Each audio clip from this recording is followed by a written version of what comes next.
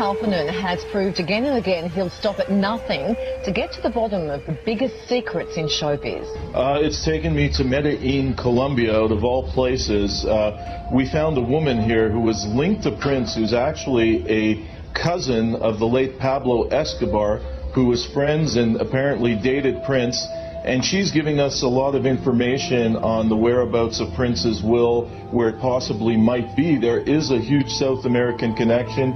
We've already have private investigators in Canada looking for the will. I've hired a probate judge, a famous probate judge in Florida, a team of private investigators, and I have to conclude exclusively on your show today, anybody who thinks there's not a will out there is out to lunch. Prince was the most detailed guy in the history of the entertainment business, the most business savvy, and my sources, family, friends, former girlfriends, associates, all say most likely the lawyer who drew up the will exclusively to your show probably died, and that's why we can't find the will. Or B, the will was removed from his Minnesota mansion, Paisley Park, because maybe the family member who found it was excluded from the will. Because we all know Prince, according to my investigation for the documentary I'm producing, he didn't want any family members in his will. That's what I have multiple corroboration on.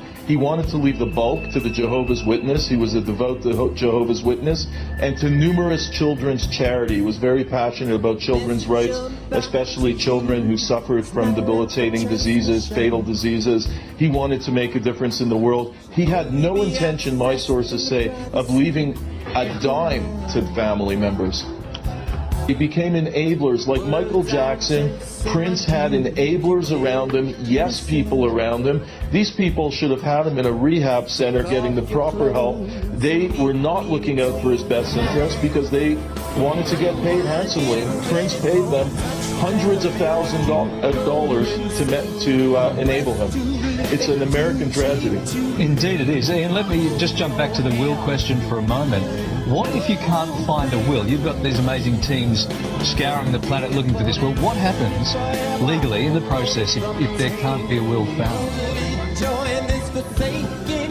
Well, they're asking, the authorities are asking for 4 months for people to come forward. And there's a lot of bogus people making claims. A lot of people have emailed me that their sons, their daughters of Prince, but they have to go under the microscope and be investigated, and most of them will prove to be fruitless. I won't sleep until a will is found. I believe the will is out there, and I believe we could find it. If somebody's conveniently removed Prince's will because they would not have benefited from the original will. They were left out. And have you come across anything, Ian, to confirm or deny the claim that Prince may have had AIDS?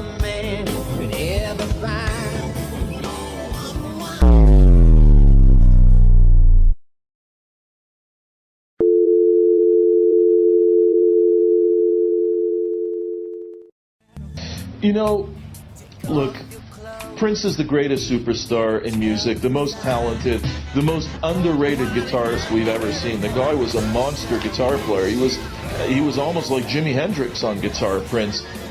Whether or not he had AIDS, as the papers are claiming, I think it's insignificant now. Let him rest in peace. Let's remember his great artistry, the great music, but also let's have proper closure. Let's focus on the way he wanted this to go down, and that's why I'm focusing on the will. I could care less what disease he had. It's an American tragedy. The man's dead. I wish that we all let him rest in peace, but I don't want the authorities to be presumptuous and to distribute his estate against his own. They got him out of his publishing deals and his record deal, which totally was... It's just crazy to do. And I explained to Prince, I explained to Rod, and I explained to Van, and I explained to Phaedra explicitly. And by the way, I had no idea how Van knew anything about music and where he even came from.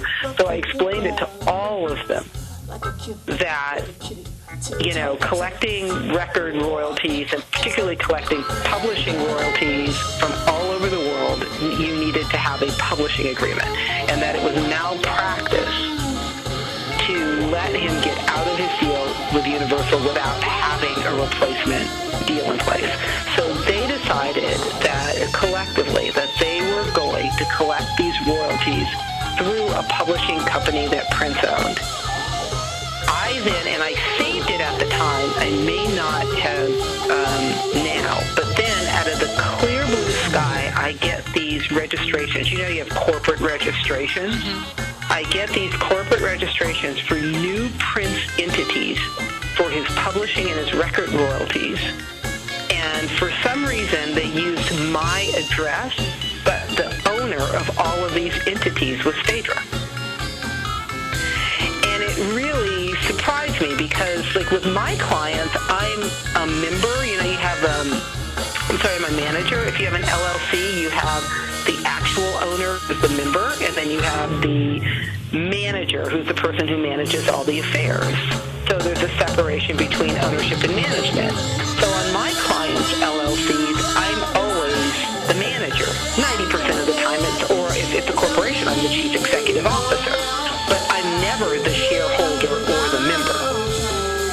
So when these entities were formed with Phaedra as the member, I became really, really concerned. And I picked up the phone and I called Rhonda and I said, how could you take him out of his publishing deal at Universal and self-publish him and have Phaedra own these entities? And I think they're taking his publishing catalog. What is the publishing catalog? That would be, so when a song is written, when you hear a song on a radio, there's two parts of a composition. There's the actual recording. That's the person who's made the record singing it. Okay. And then there's the actual composition, which is the music and the words. Okay. That anybody could sing. Every time a record is played on the radio, the royalty is not paid to the person who's singing it. It's paid to the person who wrote it. And in Prince's case, he's one of the few people who writes all of his own words and all of his own music. So he has one of the biggest publishing catalogs in music. So, for example, when Prince redid his publishing deal time before I did it, his advance was about $30 million. Oh. So this is not a small amount of money. It is the main source of his revenue. Because basically, if you re-register the copyrights to these publishing entities, which you have to do to collect the money, she's the owner of all of his copyrights. So he wasn't receiving any royalties then? Once they got him, I mean, they took him away from Universal, then he was no longer receiving any royalties? Well, I'm sure they probably went out and tried to collect them, but if where the money was going was in an entity that was owned and managed by Phaedra. The Jimi Hendrix experience is over. The acid rock musician died today in a London hospital, apparently from an overdose of drugs. The death of another rock musician was disclosed today. Jim Morrison, 27 years old, lead singer of The Doors. His manager said Morrison died 6 days ago in Paris, either of a heart attack or pneumonia. But the death was kept secret to avoid a sensation. Kurt Cobain, the lead singer of the enormously popular rock band Nirvana, is dead at the age of 27. More now from NBC's Brian Williams. The international music industry is in shock with the death of rock star Michael Hutchence. The body of the INXS lead singer was discovered in a Sydney hotel room late this morning. The Hollywood coroner says an overdose of narcotics is responsible for the death of the well-known rock singer Janis Joplin. Miss Joplin was found dead in her bedroom last night. Exactly what happened inside the iconic Beverly Hilton remains a mystery. Paramedics raced to the 4th floor and found a lifeless Whitney Houston inside her hotel room bathtub. Both the Los Angeles Times and CBS News are both now reporting that Michael Jackson has died.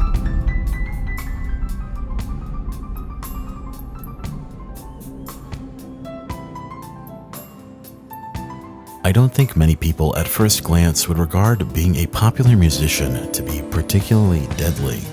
But looking at the data, we see something rather peculiar. According to a study conducted by the University of Sydney, which sampled 13,000 different artists across 7 decades, it was noted that a popular musician's life expectancy was up to 25 years shorter comparable to the general population. Furthermore, accidental death rates were between 5 and 10 times greater, suicide rates were between 2 and 7 times greater, and homicide rates were up to 8 times greater. The study suggests an average life expectancy for musicians that are male to be in the late 50s and women in the early 60s. At first glance, these numbers are hard to contextualize, so let me give you something to compare it to. This is the same life expectancy you'd expect to see for a police officer in Buffalo, which has been labeled the most dangerous city in New York.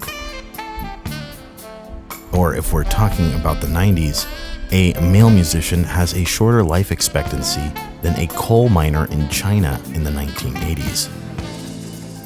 These numbers make it clear as day that the true price of fame in the music industry is up to 25 years off your life.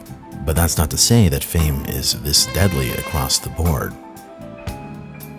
In another study that sampled 1,000 different notable people from 2009 to 2011 from all professions, they found that those notable for their work in business, politics, or military generally lived longer than the national average, while writers, performers, and other creative types were only noted to have their lives shortened by a year.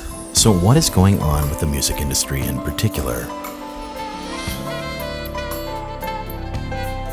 While we've established that the music industry is particularly deadly, the vast majority of the literature on the phenomena seems to isolate this to just one or two things, such as the added stresses from fame or the ease of access to substance, or that creative types tend to be more predisposed to mental illness. While there's no denying that these factors definitely play a role in this phenomena, perhaps there's a bit more to this story. While much of the formal research on this topic scrutinizes what is wrong with the artist as an individual, perhaps it's better in this case to focus on what is going on within the industry as a whole. Because if you shift focus away from the individual to the industry, and you pause for a moment to think about the financial incentives of the music world, you'll notice something incredibly concerning. Music is one of the few industries on the planet where someone's work is worth significantly more to a company after their passing. Generations are remembered by the art that they leave behind, and the easiest way to be remembered is to be hailed as a legend from that time period. A premature death can take an artist from a good artist to a legend, which can in some cases solidify an artist's recording catalog to be a cash cow for decades to come. Think about this for a moment. When an artist signs his name on the dotted line to a record company, the record company will in many cases own all of the masters for the songs recorded under that contract. And when an artist signs to a major label, it's safe to say that their death is in many ways factored into the initial investment. And in many ways, after an artist has peaked in popularity, there becomes an awkward point in their career, where the artist is worth more to them dead than alive.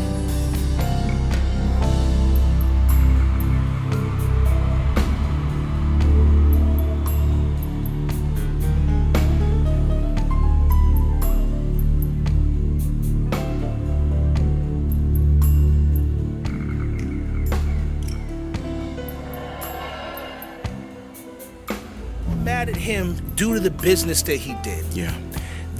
And I can't even say mad, is that they didn't have a part of it. Let's be real. I'm gonna say it out there straight for everybody listening. My uncle didn't die. He was murdered. I feel the same thing about Prince. We're losing a lot of stars because you have to remember, these are basically insurance policies. When he dies, whatever was owned by the company reverts back. We're not talking about $100,000. We're not talking about $1 million. We're talking about billions of dollars. Notice that when my uncle dies, why do you hear all his music? Why is there a Motown cartoon out now? Okay, well, obviously when my uncle was alive, he wasn't giving the rights to anybody. But when he dies, all of a sudden,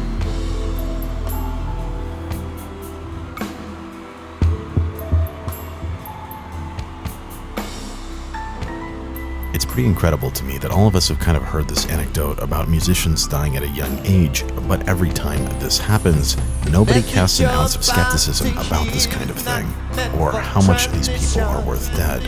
That, in my opinion, is the true dark side of the music industry.